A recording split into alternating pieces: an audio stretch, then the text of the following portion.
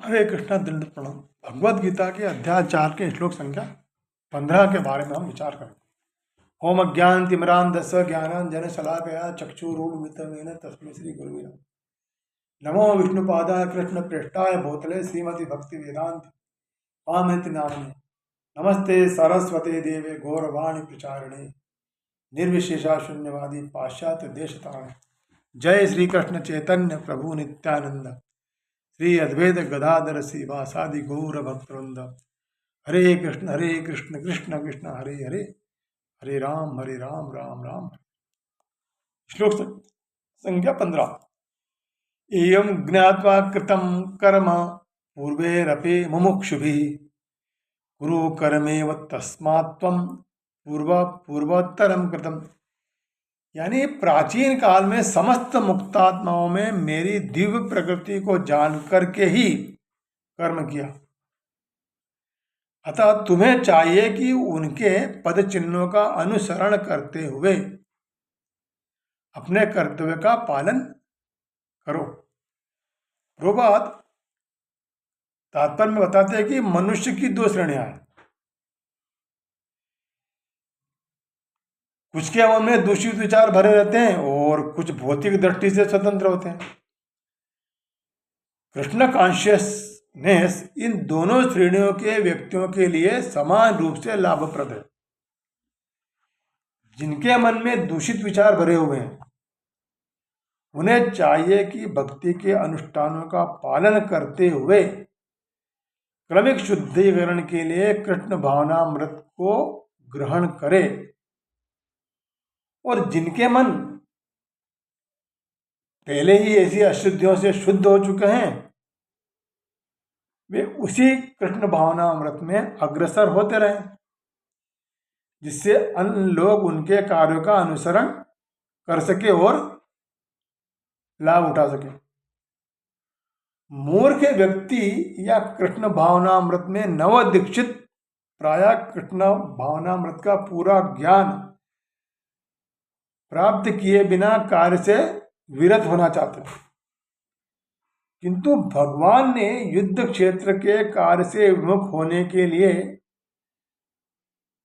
यानी मैं युद्ध नहीं करूंगा, ऐसी इच्छा करने वाले अर्जुन की इच्छा का समर्थन नहीं किया।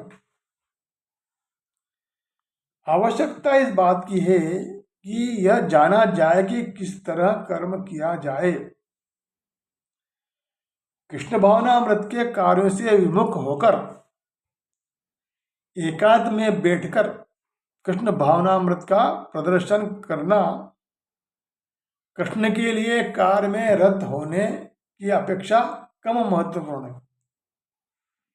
यहाँ पर अर्जुन को सलाह दी जा रही है कि वह भगवान के अन्य पूर्व शिष्यों यथा सूर्यदेव विवस्वान के पद चिन्हों का अनुसरण करते हुए कृष्ण भावनामृत में कार्य करें। अतः वे उनसे लाखों वर्ष पूर्व के कार्य को संपन्न करने के लिए आदेश देते हैं, इसे सूर्यदेव ने सीखा था। यहाँ पर भगवान कृष्ण के ऐसे सारे शिष्यों का उल्लेख पूर्ववर्ती मुक्त पुरुषों के रूप में हुआ है, जो कृष्ण द्वारा नियत कर्मों को संपन्न करने में लगे हुए थे। अब श्लोक संख्या 16 में बताया गया है, किम कर्मेति कवयो अप्यत्र मोहिता तत्ते कर्म प्रवक्ष्यामि जिज्ञाता मोक्ष से शुभात्। यानी कर्म क्या है और अकर्म क्या है, इसे निश्चित करने के लिए बुद्धिमान व्यक्ति भी मोहग्रस्त हो जाते हैं। अतः मैं तुमको बताऊंगा कि कर्म क्या है, जिससे जानकर तुम सारे अशुभ से मुक्त हो सकोगे।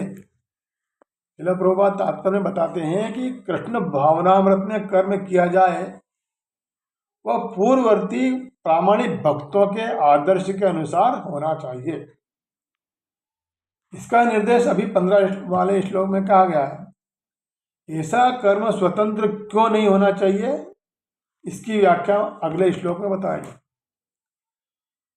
कृष्ण भावनामृत में कार्य करने के लिए मनुष्य को उन प्रामाणिक पुरुषों के नेतृत्व का अनुगमन करना होता है जो गुरु परंपरा में हो।